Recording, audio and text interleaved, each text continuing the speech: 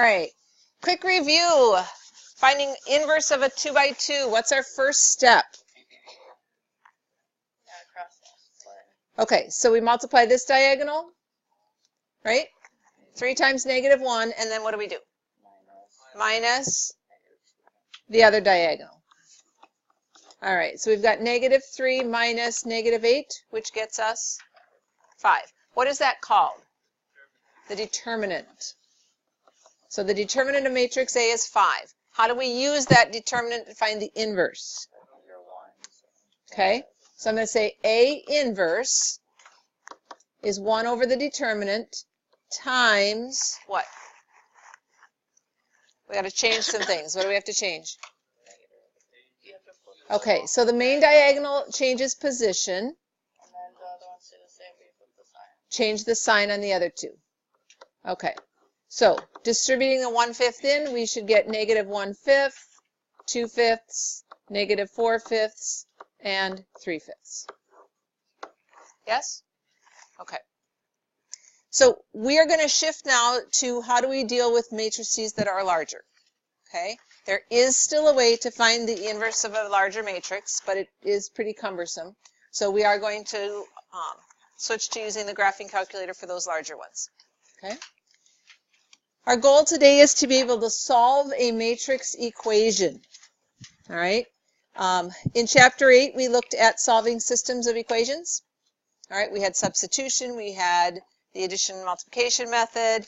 We're going to look at using matrices to help us solve a system as another option. Okay? So if we have a system like this, what we want to do is we want to convert it to a matrix equation. So we're going to have it look something like this. Matrix A times matrix X equals matrix B. Okay, capital letters are used for matrices, so that X is not just a single number, all right, it's a whole matrix. When we do this, matrix A is going to be the coefficient matrix. What we mean by that is we're going to take all the coefficients, we're going to get rid of the letters, the variables, we're just going to use the coefficients. So we have a 1, a 4, and a -1 for that first row.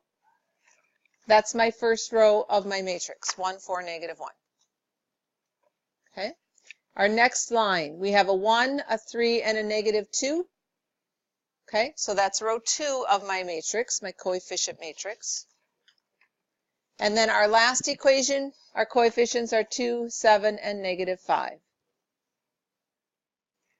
Okay, so we're going to get rid of all of our variables. In order to do that, you have to make sure everything's lined up.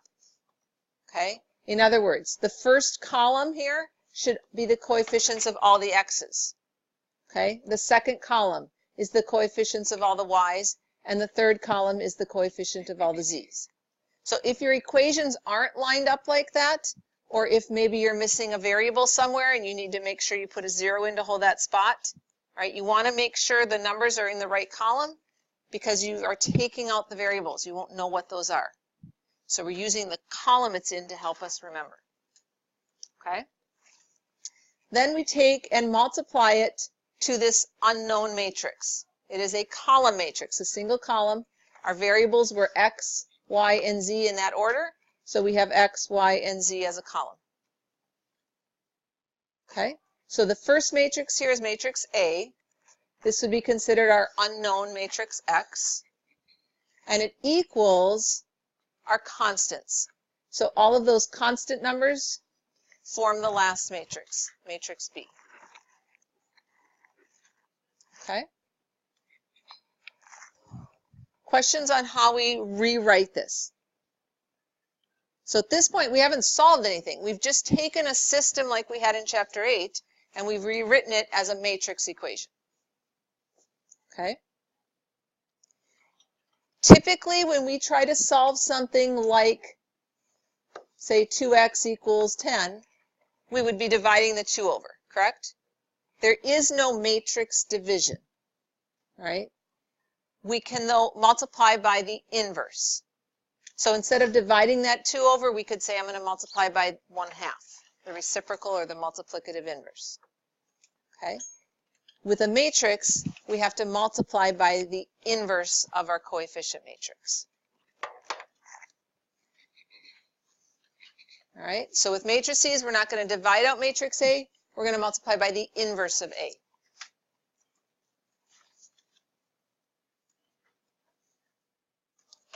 And remember last week we talked about matrix multiplication not being commutative. The order is important.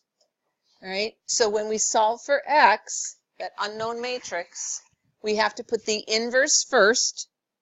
So inverse of our coefficient matrix, and then we're going to multiply it to our constant matrix. Okay? We are going to use our calculators to do most of this. However, I am going to expect that you write it out like this. Right? I want to see you convert the system into a matrix equation. Then I want you to tell me you're going to do this. Okay? I'm going to take A inverse times B. The calculator will do all that work for us. Okay? All right, so we need to look at how we enter this in a calculator. So grab your graphing calculators.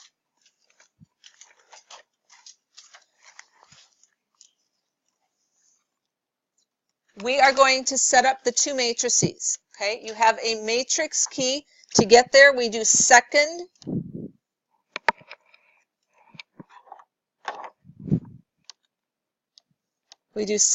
and then our x to the -1, our inverse key, right above it where it says matrix. You should have that screen on your calculator. Okay, now looking across the top, the naming column, which is what you first get to, that is so you can call up a matrix you've already entered.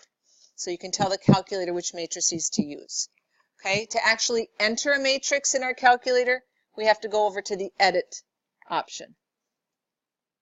Okay, I'm going to have matrix A always be my coefficient matrix and matrix B always be my constant matrix. All right, so I'm going to start out with matrix A, just hit enter. It's going to take you into matrix A, and now we have to tell it what size it should be. Okay, so looking at our equation over here, we need to enter this matrix. What size is it? Okay, so our first step is to change this to be a 3 by 3. And what that should do for you is create an empty matrix that's a 3 by 3 matrix. Okay, we're going to enter our numbers. Take your time doing this and double check it, because it's really easy to be typing quickly and you think you hit the negative key and it didn't take it, and it's going to affect your whole answer. Okay, so take your time entering these. Our first row, we want to put a 1 in, hit enter, it's going to bump you to the next number over. Next one is a 4, enter, and then a -1, enter. Okay, first row looks right. Going to our second row, we have a 1, 3, and a -2. And our last row is a 2, 7, and -5. Okay? Now, we're going to quit out of that. We've entered our matrix A. So do second quit. Go back into your matrix key again. We're going to edit this time matrix B. And you'll notice that matrix A is identified as a 3 by 3 matrix. Okay? Matrix B is what we want this time. What size is our constant matrix? Our constant matrix. So this one. A 3 by 1? Okay. A 3 by 1, and our numbers are 3, 5, and 12.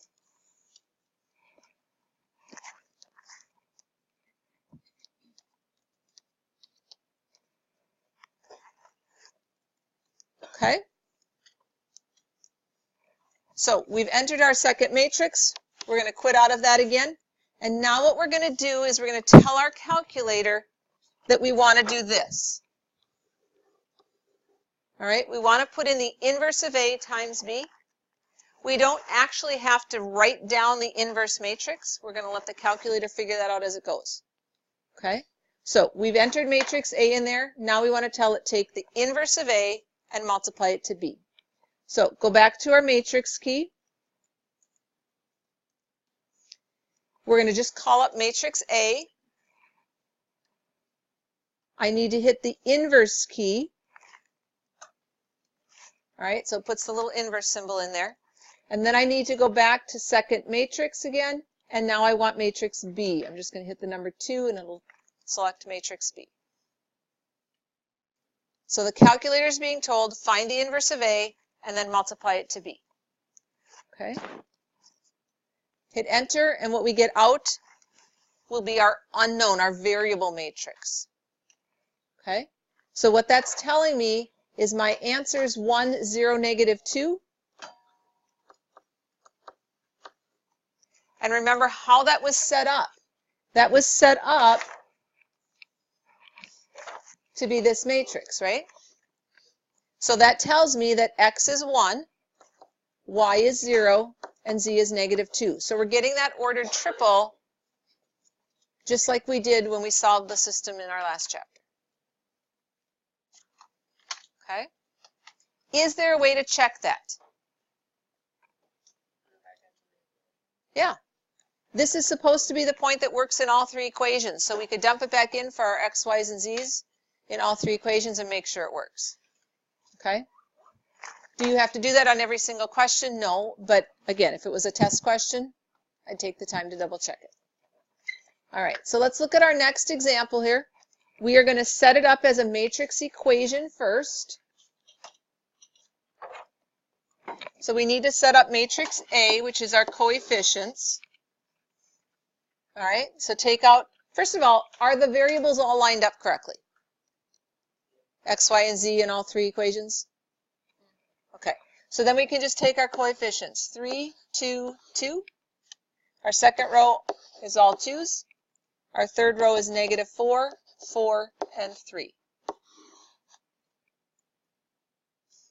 Our unknown matrix that we're multiplying here is x, y, and z. And our constant matrix, the answers we're supposed to get are negative 1, 2, and 0. Okay? So again, you have to show me that much. Okay? And then I want you to tell me that matrix X equals the inverse of A times B. All right, so we're going to take a minute and enter those into our calculator.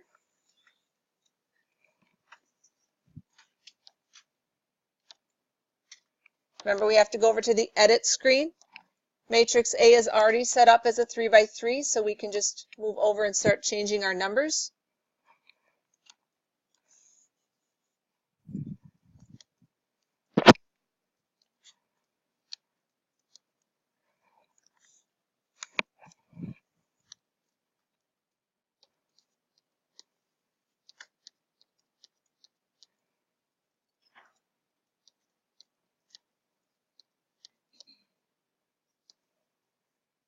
All right, you have to quit out of it to then go back in and recall a different matrix. This time we're going to edit matrix B. Again, it's already set up for the right size. We need to put in negative 1, 2, and 0. All right, I'm going to pause this and let you guys catch up. All right, so we've got our matrices entered. We need to now take the inverse of A times B. Notice that my last calculation that I put in was A inverse times B. So if I just hit enter here, it's going to recall that last command I gave it, but it's going to use my new matrices. Does that make sense? So that's why I always put in A as my coefficients, B as my constants, so that it can just keep using that same command. Just hit enter. It's going to recall the last thing you did. Okay, but now that we've changed our matrices, it's giving me the new answer. All right, so my answer is negative 3, negative 24, and 28.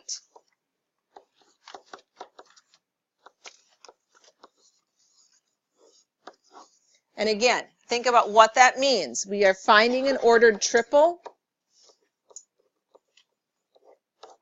right? The point where all 3 of those lines would intersect. Okay.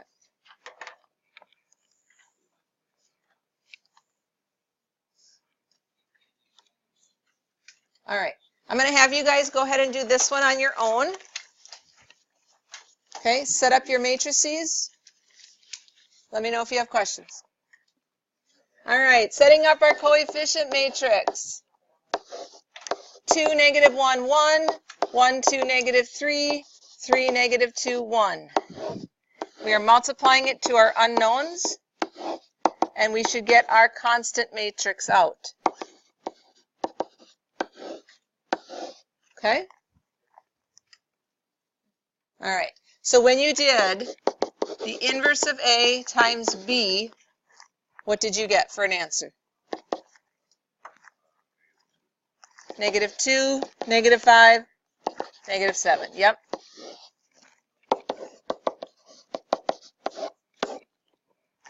Okay?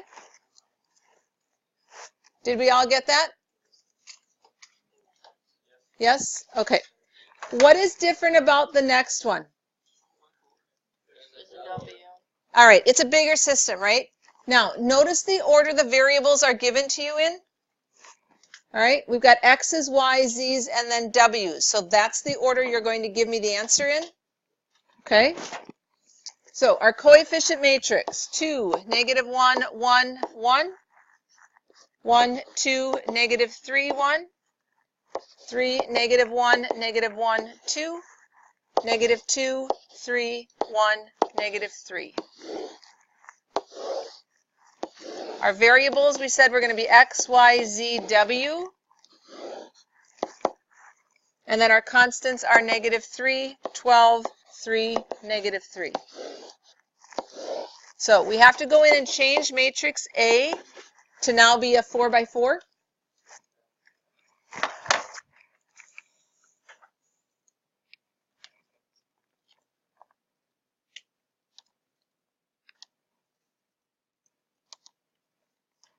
All right, so we're going to make it a 4 by 4. Our numbers are 2, negative 1, 1, 1. 1, 2, negative 3, 1. 3, negative 1, negative 1, 2. And negative 2, 3, 1, negative 3. All right, make sure you quit out of that matrix and then go back in. This time we're going to edit matrix B. We now want this to be a 4 by 1. And our constants were negative 3, 12, 3, and negative 3. Okay? Can we still recall the same command? Are we still doing the inverse of A times B? Okay? So hit enter again, and our answers are negative 1, 2, negative 2, 3.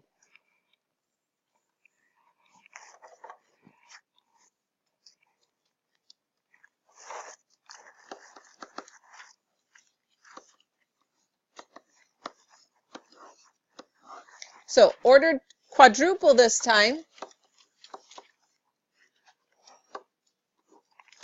And just to be clear, it doesn't hurt to put that over it, especially when you have variables other than our X, Y, and Z. All right, to make sure it's very clear which ones are which. Okay? Questions on solving a system using a matrix? All right, so your assignment, page 915, you're doing 29 to 36 and 71 to 76.